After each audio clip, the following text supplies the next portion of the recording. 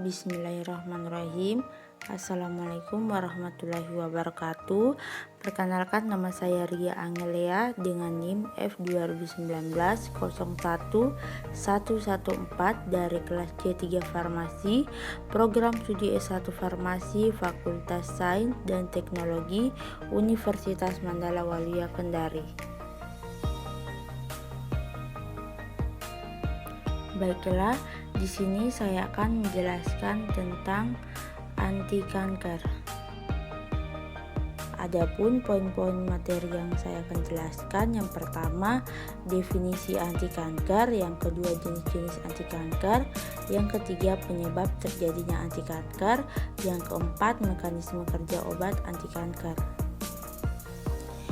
Baiklah, yang pertama definisi anti kanker, yang dimana kanker tumor dalam bahasa Latin artinya pembengkakan, merupakan sekelompok sel abnormal yang terbentuk hasil proses pembelahan sel yang berlebihan dan tidak terkoordinasi. Dalam bahasa medisnya, tumor dikenal sebagai neoplasia. Neo berarti baru, plasia berarti pertumbuhan atau pembelahan. Neoplasia mengacu pada pertumbuhan sel-sel di sekitarnya yang normal. Berdasarkan pengertian tumor di atas, tumor dibagi menjadi dua golongan besar, yaitu tumor jinak atau bening dan tumor ganas atau malignan atau kanker. Kanker merupakan kumpulan sel abnormal yang membentuk oleh sel-sel yang tumbuh secara terus-menerus, tidak terbatas, tidak terkoordinasi dan jaringan sekitarnya, dan tidak berfungsi fisiologis. Selanjutnya, jenis-jenis anti kanker. Yang pertama, karsinoma. Karsinoma merupakan jenis kanker yang berasal dari sel yang melapisi permukaan tubuh atau permukaan saluran tubuh, misalnya jaringan seperti sel kulit, testis, ovarium, kelenjar muskus, sel melanin, payudara, leher rahim, rektum, lambung, pankreas, dan esofagus. Karsinoma adalah kanker sel epitel, yaitu sel yang melindungi permukaan tubuh yang memproduksi hormon dan membuat kelenjar. Contohnya karsinoma adalah kanker kulit, kanker paru-paru, kanker usus, kanker payudara, kanker prostat, dan kanker kelenjar tiroid.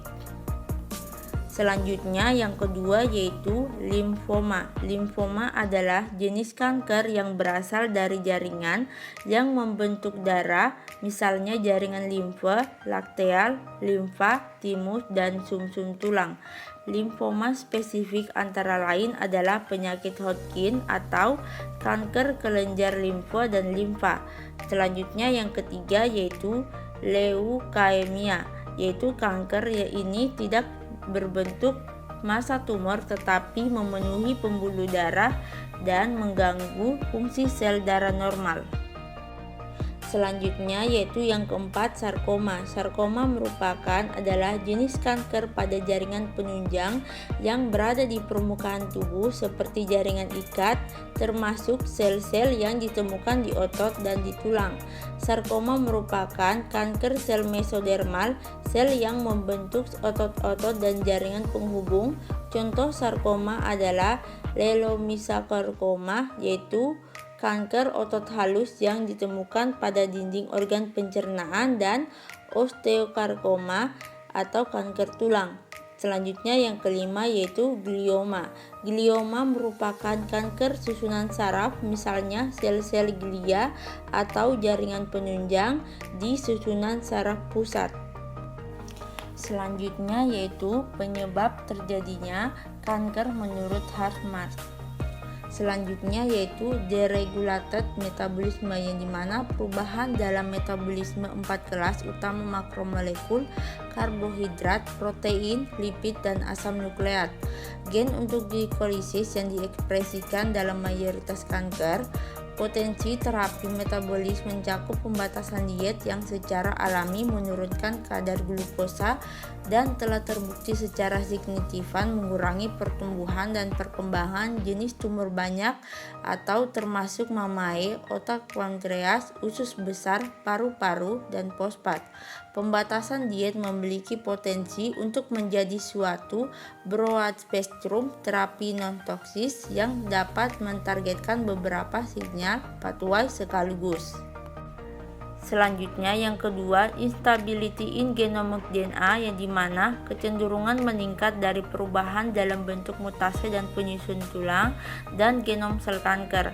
Evolusi dalam menanggapi tekanan selektif termasuk sistem kekebalan tubuh, persaingan antara sel-sel, kooperasi antara garis keturunan sel kanker, asal ketidakstabilan genomik akan mengarah ke laju mutasi dan kadar lebih tinggi. Selanjutnya yang ketiga yaitu roles of the immune system in cancer development. Yang pertama yaitu fungsi utama dari sistem kekebalan tubuh mamalia melindungi dari patogen infeksius, memantau hemostatis jaringan, hilangkan rusak sel atau sel-sel tumor. Selanjutnya mekanisme terhadap perkembangan kanker. Yang pertama yaitu cellular immunity T, NK, dan sel-sel kekebalan tubuh bawaan lainnya. Selanjutnya humoral immunity sitokin ABC. Selanjutnya mekanisme mempromosikan perkembangan kanker yaitu yang pertama peradangan, angiogenesis, dan tisu renovasi. Selanjutnya meningkatkan jalur survival NFKB. Selanjutnya pemberantasan respon imun anti-tumor. Selanjutnya interaksi antara perubahan adaptif dan sel-sel kekebalan tubuh bawaan dapat menyebabkan gangguan inflamasi kronis. Kondisi peradangan kronis meningkatkan kecenderungan untuk perkembangan kanker.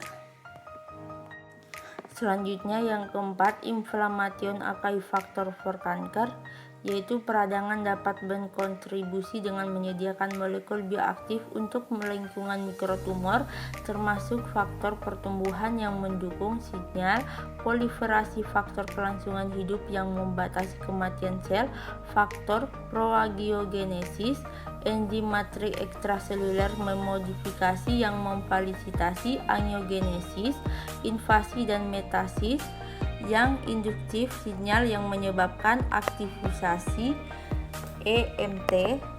Selain itu, sel inflamasi dapat melepaskan bahan kimia terutama spesies oksigen reaktif yang aktif mutagenik untuk sel-sel kanker yang di dekatnya, yang mempercepat evolusi genetik mereka terhadap keadaan tinggi keganasan. Selanjutnya yaitu mekanisme obat anti kanker. Selanjutnya yaitu agen pengalkilasi. Agen pengalkilasi seperti siplastin, korambusil, dan oksalipatin menghambat pembelahan sel kanker dengan merusak susunan DNA yang telah mengalami mutasi genetik. Kemudian gambar dapat dilihat pada anak panah sebagian sebelah kanan. Selanjutnya yang kedua, antimetabolit, yang dimana antimetabolit yaitu 5 fluorourasid atau antagonis pirimidin, 6 mekrapurin antagonis purin, dan nucleoside antagonis folat akan membunuh sel kanker dengan menghambat pembentukan molekul penyusun materi genetiknya. Salah satu contohnya dari antimetabolit adalah methotrexate atau MTX dengan mekanisme kerja sebagai berikut. Dan kemudian gambar dapat dilihat pada anak panah gambar yang di bagian sebelah kanan. Selanjutnya yang ketiga yaitu topoisomerase inhibitor adalah yang dimana DNA tersusun atas miliaran informasi yang disimpan dalam gulungan yang sangat rapat atau supercoiled sehingga muat untuk disimpan dalam inti sel. Agar untai DNA ini dapat disalin, struktur ini harus dibuka dulu untuk sementara oleh enzim bernama helikase. Kemudian gambar dapat dilihat pada anak panah bagian sebelah kanan bawah.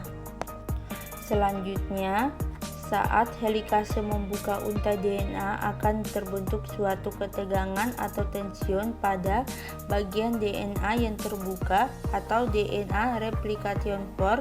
Tegangan ini akan distabilkan oleh DNA enzim topoimerase agar untai DNA tidak putus selama proses penyalinan.